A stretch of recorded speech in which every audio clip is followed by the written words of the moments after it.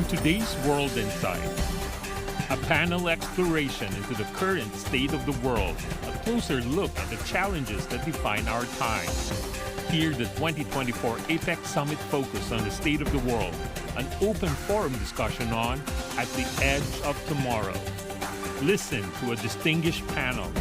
Mohamed Kande, the Global Chairman of PwC. Rebecca Santamaria, the Executive Director of the APEC Secretariat. And Luis Alberto Moreno, the Managing Director of Allen & Company, who's a former president of the Inter-American Development Bank.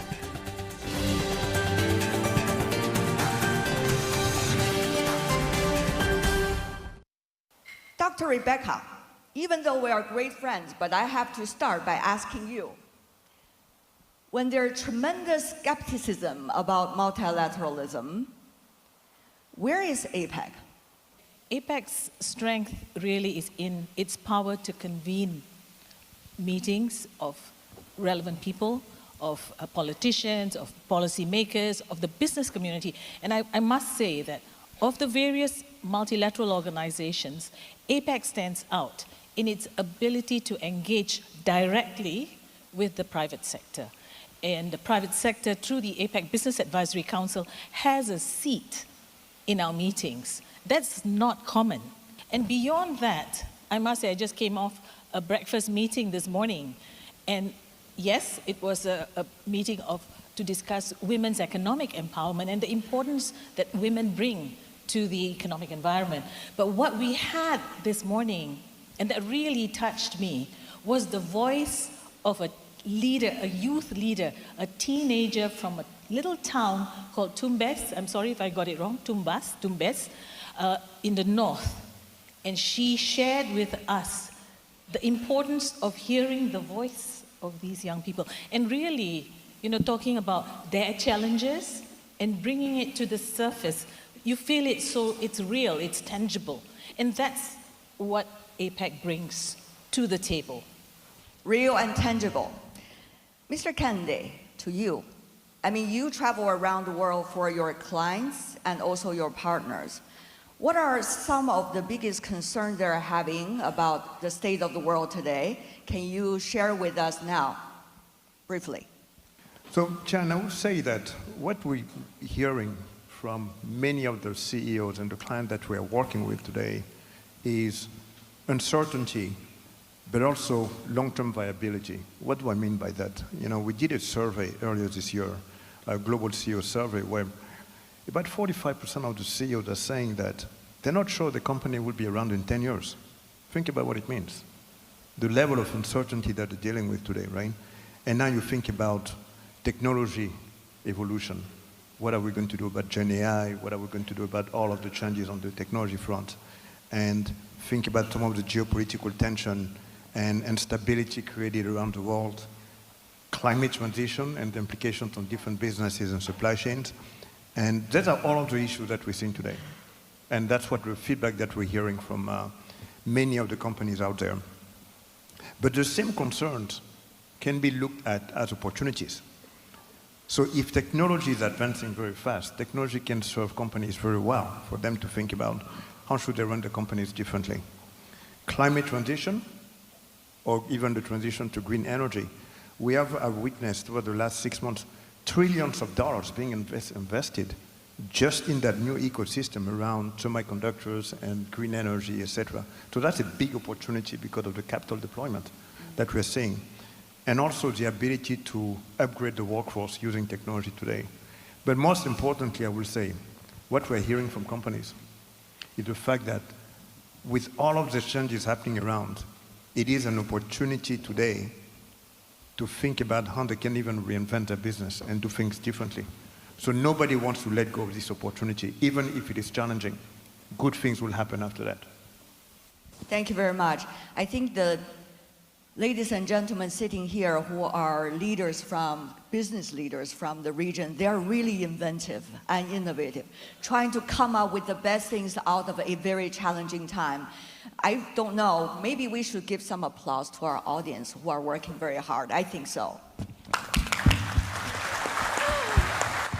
Having said that, though, we also need to analyze a little bit deeper into these questions. Now, according to a recent research report I saw from PECC, which is related to the APEC, among the very top 5 challenges that top CEOs from companies from this region see, 4 of them are all related to geopolitics.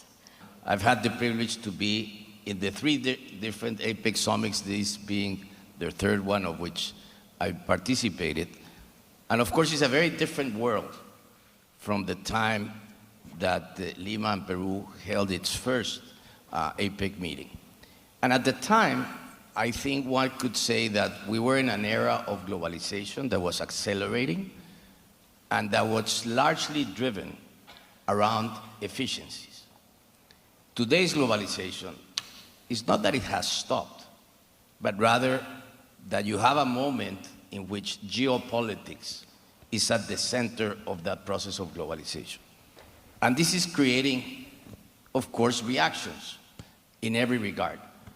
And I think this is the moment we're in, clearly at a time where we have a set of other challenges of the world which are very deep. One of which I think is demographics. If you look at the next 20 years, the world will add something like 2 billion more people, but they're not coming from every country. They're coming from only maybe 10 or 12 countries. Some countries in Africa, countries like India, even the United States, China, which is starting already to see a decline in its population growth. And all of this puts a tremendous challenge, because when one talks about the global south, historically, much of the growth can be explained by people entering into the labor market. And we're gonna be in a moment where that demographics takes us to huge amounts of people entering the labor market, and with a disruption that is taking place with AI, that is going to be very difficult to skill up.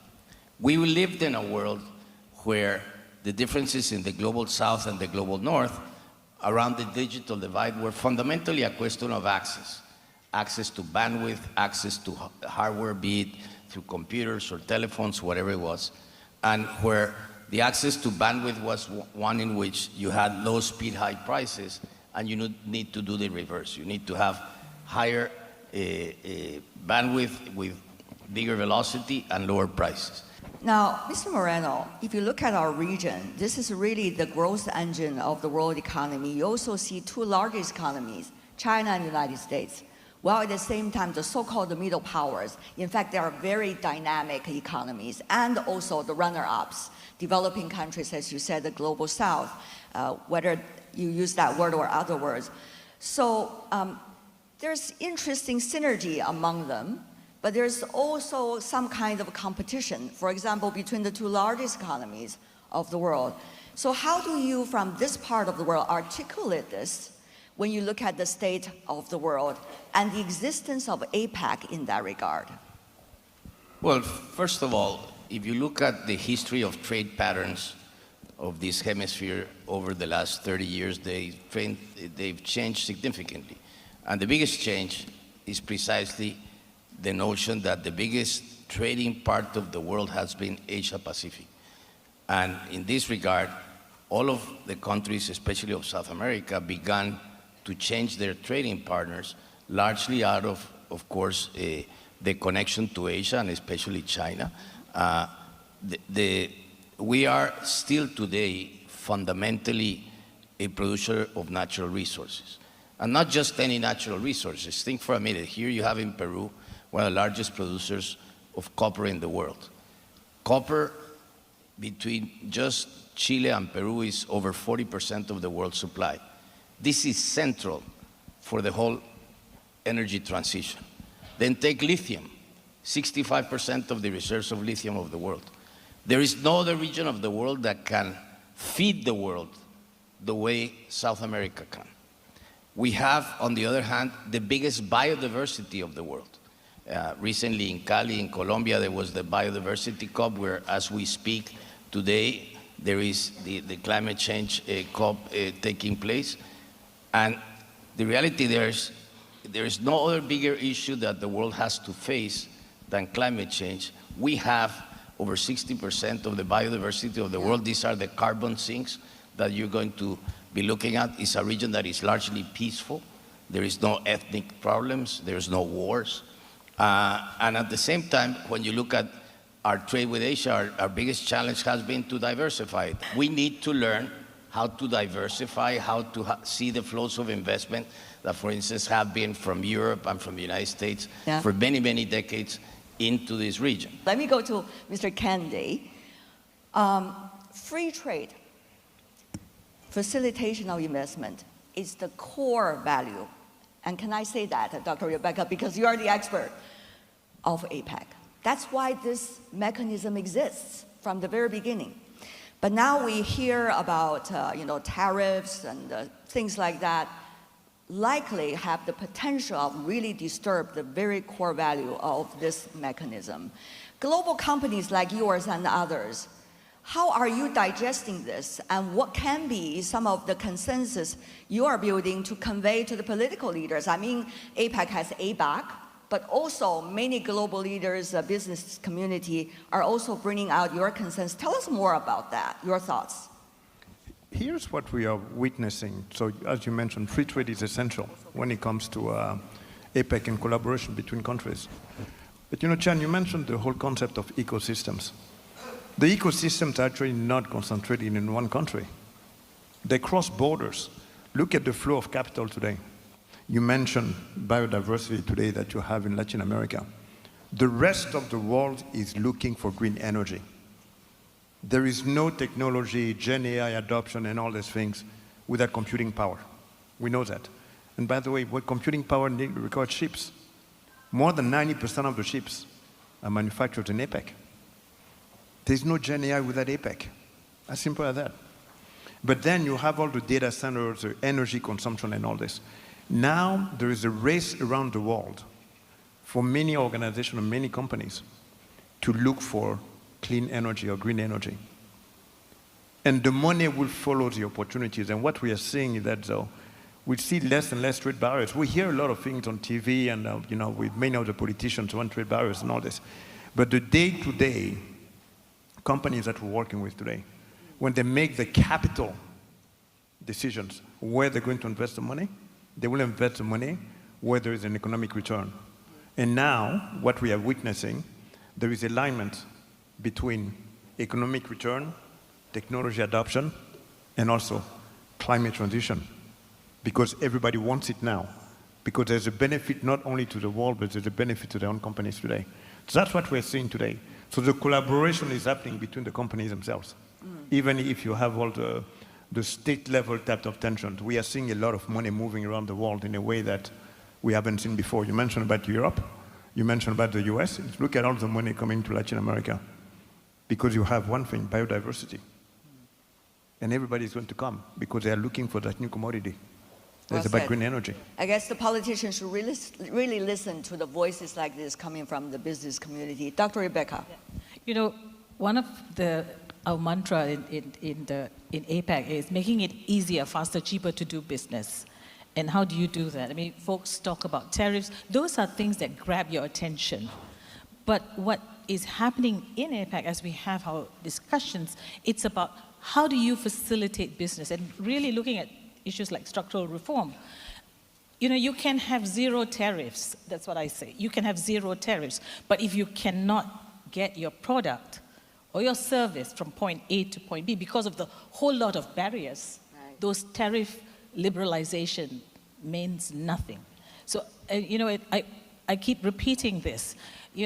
Trade agreements are good on paper, but to translate those agreements into workable solutions, things that matter to the business community, it's really about structural reform, getting your regulations in place, looking at the cost of doing business, looking at your investment agreements to see how facilitating they are. So those things matter, and that's happening in APEC. Unfortunately, sometimes these messages don't get out, but the louder noises of tariff tensions and stuff, and the geopolitical tensions, that grabs the attention, not the work that we are doing behind closed doors. Maybe it's our messaging. So I'm glad I have that opportunity to sit here and tell you what we're doing. across the mountains and waters. I'm in Lima, the capital of Peru, this week for the annual gathering of APEC economies. They collectively have become the world economy's growth engine and the backbone for global development. Yet, as global uncertainties rise, will they join hands to weather the storm and be a renewed inspiration for innovation and cooperation? I'll be covering the APEC Economic Leaders meeting and moderating panels at the APEC CEO Summit. Well, in search for answers, from the meeting point of civilizations and cultures to the meeting rooms of APEC economies. Join me and find out how APEC will work its way to the future. And as we said at the very beginning of this discussion, this is not a discussion about the state of mind, but the state of the world. Go to you, Mr. Moreno, about that. How do you see this supply chain? You mentioned about the raw materials, but earlier during the pandemic time, people worry about the supply chain because of pandemic disruptions. And now political barriers has become the worry that people have about global supply chain. I think this is such an important transformation we really need to recognize right now. Well, I think certainly there is a geopolitical tension around supply chains, but what the pandemic taught everybody was that you needed to find ways to nearshore more of the production. And that's a fact of life independent of politics. And as a result, I think it's opened a lot of opportunities for a lot of countries to begin to drill down on this. Mohamed was talking, for instance, about a very important phenomenon that we have right now, which is around energy. Take the case of this hemisphere.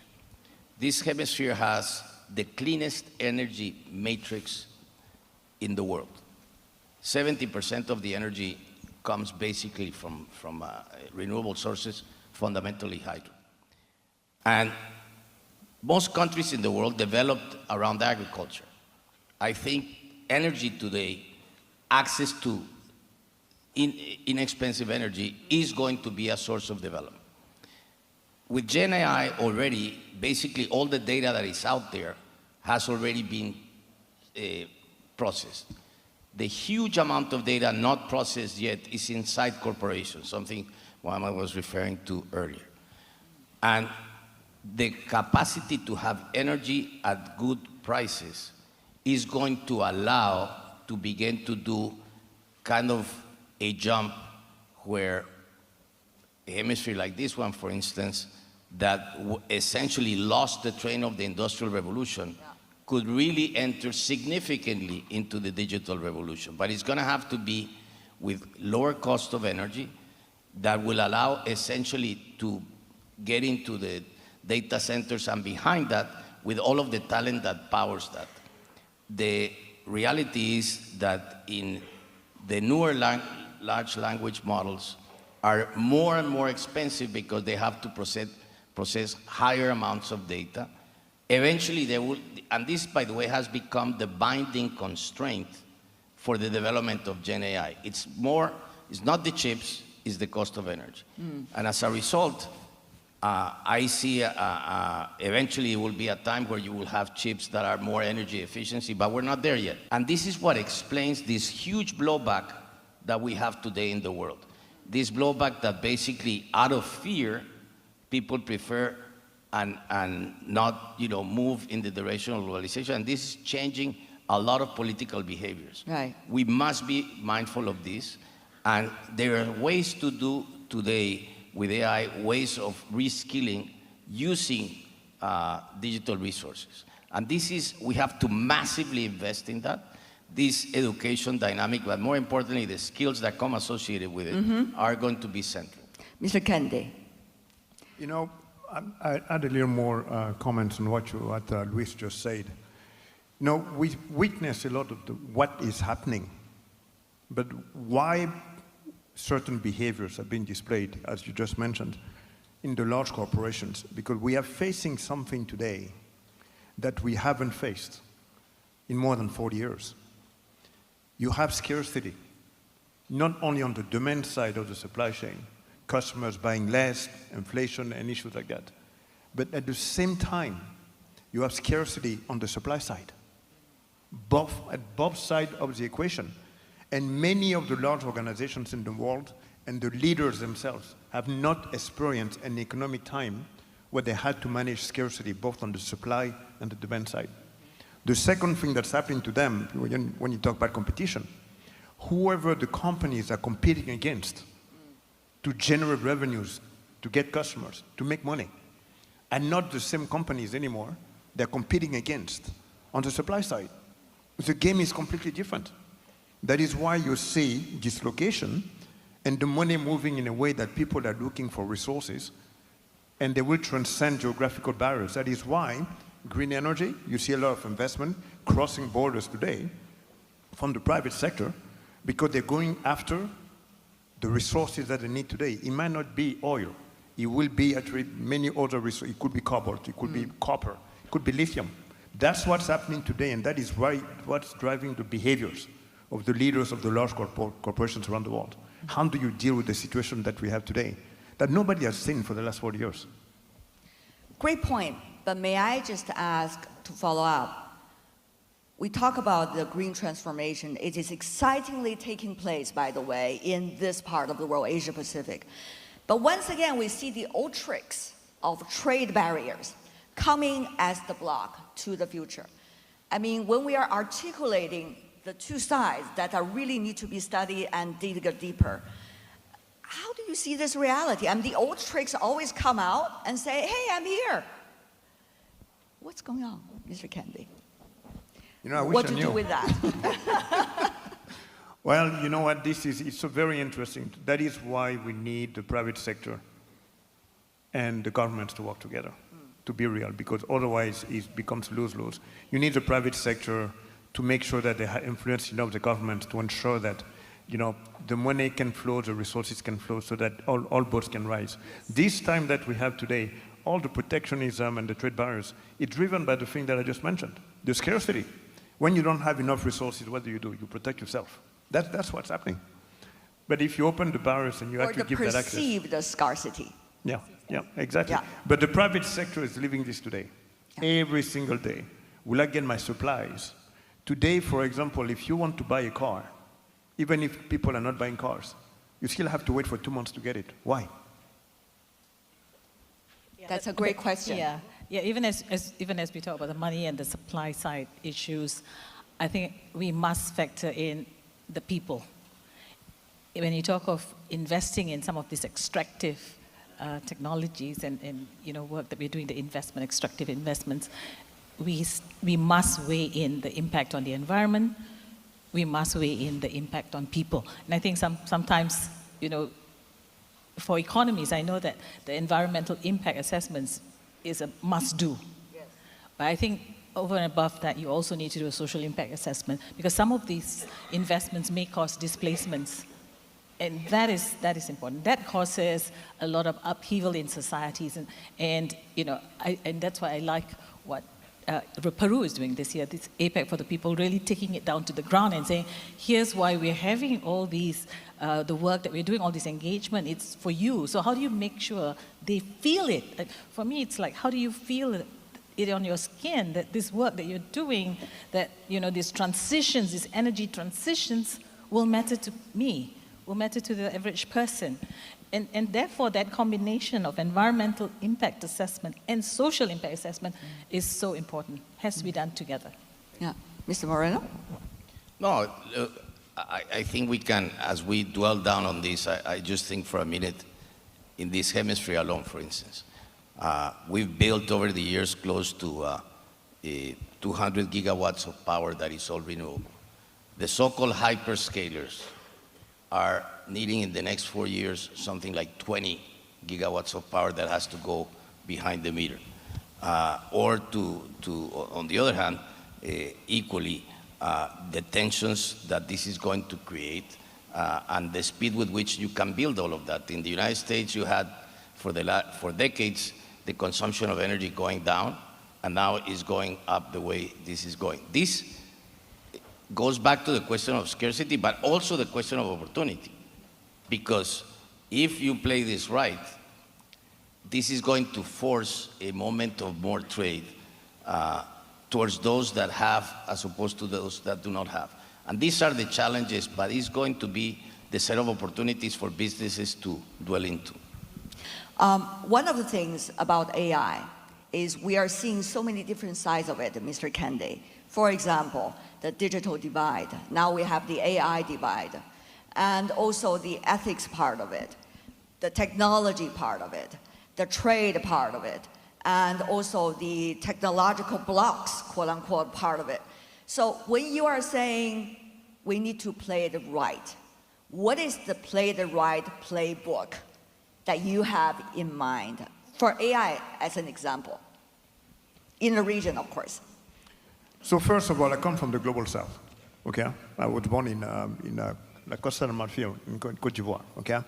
And I went to school in Europe, I went to school in Canada, I went to school in the US and all this. I've seen what knowledge makes a difference in education. And now I see AI. If you were to ask me what I see as the power for AI, it's not the technology, it's not the semiconductors and all this. It's the fact that AI is going to democratize access to knowledge for everybody.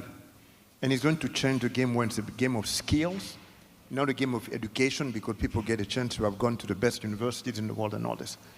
Then that definition of global north or global south could get away. It's a level playing field. Everybody gets to play. So even countries that are very heavy on natural resources now get a chance to play on the global stage because everybody gets access to the same knowledge. If there is capacity building, of course, a precondition. You need to have capacity building. You need to have skills, reskilling, things, that huge focus on skills. But now we have a shot. Yeah, but we have a shot at it, but I also think that we need to make some corrections because AI can also exacerbate digital divides. And I know there's a study that was recently done at the University of California where they showed that the AI has inherent biases and the gender bias is the very strongest. So we have to be very aware as policymakers, as we're adopting technologies, that we do not exacerbate the digital divide, whether it's the gender divide, whether it's the inter-economy divide, from the rural to urban. So those things are just as important as we plan our reskilling programs for each of our economies. Yeah, but if I could just follow up a little bit, since you are in global governance for long, we are not going to have a very prolonged debate about this. We had so many already over the years. But just, you see two very different opinions. One is, well, this is not useful for me anymore, therefore I don't want to be part of it. And the other is, okay, let's just throw the baby out together with the bathwater. And also, this is gonna be the future. We're still gonna hold on to it. Well, we're going to maybe mend some of the fences. So you see this debate going on. What do you make of the efficiency of this debate vis-a-vis the real actions taking place? Look, at the end of the day, those who argue for all the need not to have institutions like this are the same ones that wish to have institutions like this working differently.